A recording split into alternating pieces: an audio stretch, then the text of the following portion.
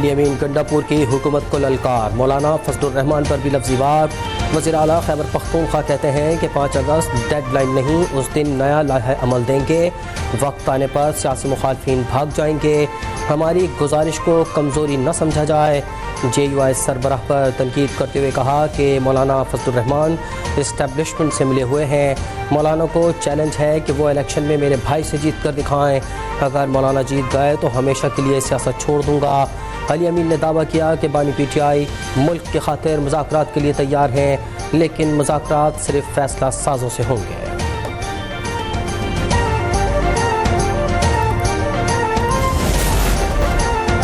JUI کے رہنما حافظ حمداللہ نے بھی علی امین کو آڑے ہاتھوں لے لیا۔ وزیر خیبر پختونخوا کے بیان پر رد عمل میں کہا، مولانا فضل الرحمان کو فارم 47 کا بینیفیشری کہنے والے بتائیں، آپ کس کے NOC پر وزیر اعلیٰ بنے؟ صوبہ جل رہا ہے اور آپ لاؤ لشکر کے ساتھ پنجاب فتح کرنے نکلے ہوئے ہیں۔ خیبر پختونخوا میں حکومت آپ کے بازو سے نہیں ڈنڈے کے زور سے بنی۔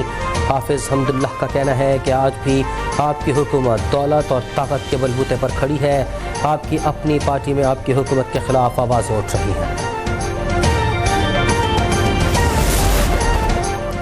علی امین گنڈاپور نے آج بھی مولا جٹ بننے کی کوشش کی۔ وزیر اطلاعات پنجاب عظمہ بخاری کا الزام، کہتی ہیں کہ علی امین اگر وزیر اعلیٰ خیبر پختونخوا بن کر آئیں گے تو خوش آمدید کہیں گے، اگر کلاشنکوف لہرا کر آئیں گے تو اس کی اجازت نہیں دی جائے گی۔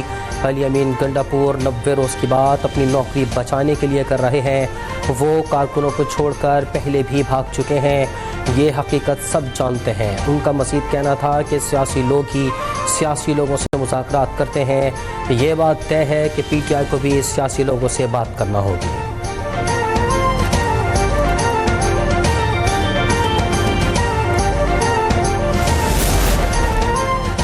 وفاقی وزیر انجینئر امیر مقام نے کہا ہے کہ مذاکرات کی میز سے ہمیشہ بھاگ جانے والے پھر مذاکرات کی بات کر رہے ہیں۔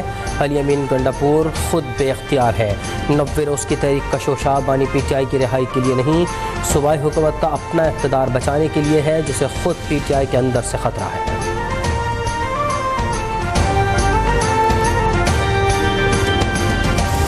کشمیری آج دنیا بھر میں یوم شہدائے کشمیر منا رہے ہیں۔ 13 جولائی 1931 کو سری نگر کی سینٹرل جیل میں آذان کے احترام میں گولیوں کا سامنا کرنے والے 22 کشمیریوں کو شہید کر دیا گیا تھا۔ صدر آصف علی زرداری نے اپنے پیغام میں کہا کہ بھارت نے مقبوضہ کشمیر کو عسکری قید خانے میں تبدیل کر دیا۔ وزیر اعظم شہباز شریف کہتے ہیں کہ یہ دن کشمیر کے مسلمانوں کی استقامت، مزاحمت اور غیر متزلزل عزم کی یقین دہانی کرواتا ہے۔ بلاول نے کہا کہ خطے میں پائیدار امن تب ہی ممکن ہے جب کشمیر کا مسئلہ کشمیری عوام کی امنگوں کے مطابق حل ہو۔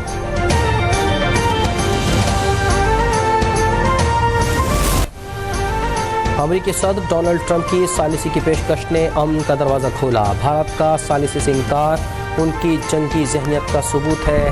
کشمیریوں کے یوم شہداء پر وفاقی وزیر داخلہ محسن نقوی کہتے ہیں کہ اذان کے احترام میں گولیوں کا سامنا کرنے والے 22 کشمیری شہداء کی قربانی کو سلام پیش کرتے ہیں۔ شہداء کے لہو سے اٹھنے والی آزادی کی پکار کو دبایا نہیں جا سکتا۔ پاکستان کشمیریوں کے حق آزادی کا محافظ، علمبردار اور ضامن ہے۔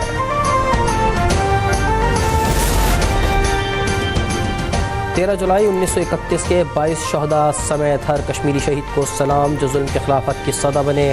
وزیر اعلیٰ پنجاب کا یوم شہداء کشمیر پر پیغام، کشمیر کے شہداء نے 1931 میں ڈوگرا راج کو للکارا، آج بھارتی قابض فوج انہی مظالم کی داستان دہرا رہی ہے۔ کشمیر کے شہداء کی قربانیاں بتاتی ہیں زنجیریں کبھی حوصلے کو قید نہیں کر سکتی۔ امریکی صدر ٹرمپ کا مسئلہ کشمیر کے حل پر حالیہ بیان حوصلہ افزا ہے۔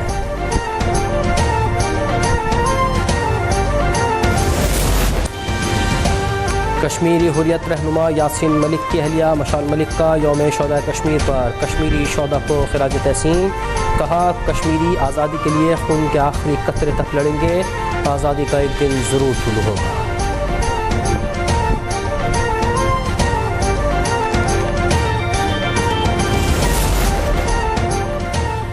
چینی کی برآمد سے صنعت نے اربوں کمائے، اب انہی کے لیے درآمد کی اجازت کیوں؟ نواز شریف کے قریبی ساتھی فواد حسن فواد نے چینی کی درآمد پر نظر ثانی کا مطالبہ کر دیا۔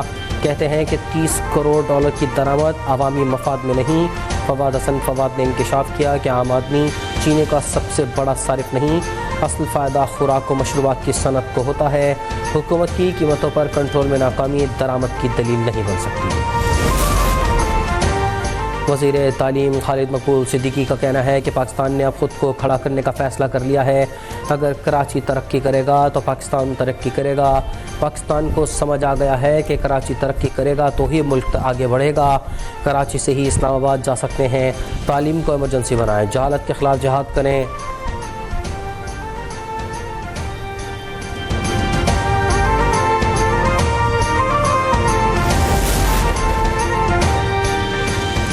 نئی گاڑی نمبر پلیٹ اسکیم پر بے بنیاد پروپیگنڈا ہو رہا ہے۔ اسکیم رجسٹریشن کے عمل کو جدید بنانے اور جرائم کی روک تھام جیسے مسائل کے حل کے لیے ہے۔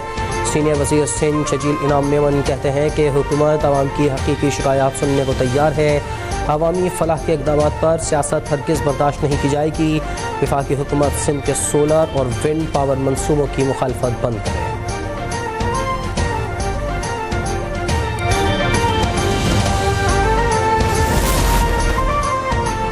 سندھ کے تیسرے بڑے شہر سکھر میں اہم شاہراہیں مہم دوڑوں کا منظر پیش کرنے لگیں۔ سکھر میں پولیس لائن روڈ 3 سال گزر جانے کے باوجود مکمل نہ ہو سکا۔ شہریوں نے وزیر اعلیٰ سندھ سے نوٹس دینے کا مطالبہ کر دیا۔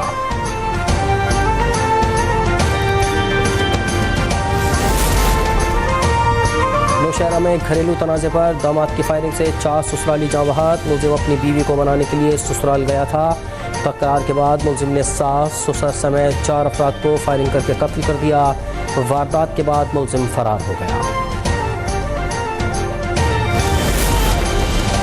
اداکارہ اور ماڈل حمیرہ اصغر کے موبائل فونز اور لیپ ٹاپ سے ڈیٹا مل گیا۔ پولیس نے ڈیفنس کے فلیٹ سے مردہ پائی جانے والی اداکارہ کے الیکٹرانکس گیجٹس کھول لیے۔ پولیس حکام کے مطابق اداکارہ کا چند لوگوں سے رابطہ رہا۔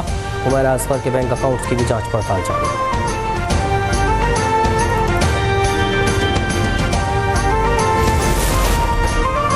کراچی میں پولیس مقابلے کے بعد 2 ملزمان زخمی حالت میں گرفتار۔ ملزمان کا تعلق بھتہ خور گروہ سے نکلا۔ زخمی حالت میں گرفتار ملزموں نے بھتہ نہ دینے پر تاجروں اور ریسٹورنٹ مالکان کو جان سے مارنے کی دھمکی دی تھی۔ گرفتار ملزمان توحید اور دانش کے نام سے ہوئی۔ حیدرآباد میں ڈمپر کی ٹکر سے پھل فروش سمیت 4 شہری زخمی۔ اسٹیشن روڈ پر ہونے والے حادثے کے بعد شہریوں کی ڈمپر کو آگ لگانے کی کوشش۔ پولیس نے مظاہرین کو منتشر کر کے ڈرائیور کو تحویل میں لے لیا۔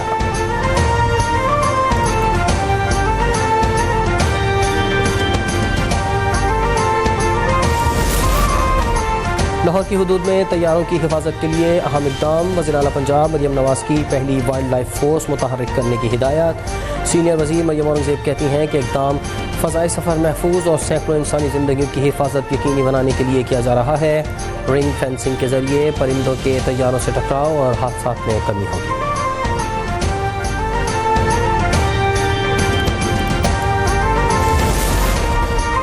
فیصل آباد میں چھیڑنے سے منع کرنے پر 2 لڑکیوں پر فائرنگ، 1 جاں بحق دوسری شدید زخمی۔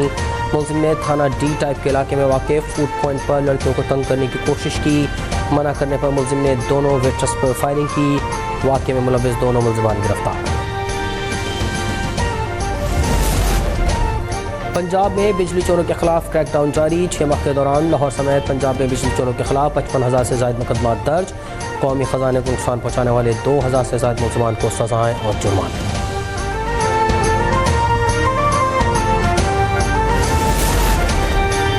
اور ملتان میں فوڈ اتھارٹی کی تابڑ توڑ کارروائیاں، 1 سال میں 19,000 سے زائد فوڈ پوائنٹس پر جرمانے، 200 سے زائد افراد پر ملاوٹ اور دھوکہ دہی کے مقدمات۔ عوام کو 1,40,000 ملاوٹی دودھ اور 59,000 سے زائد خراب انڈے سپلائی کرنے کی کوشش ناکام بنائی۔ فوڈ اتھارٹی نے 11,000 کلو غیر معیاری گوشت کو بھی تلف کیا۔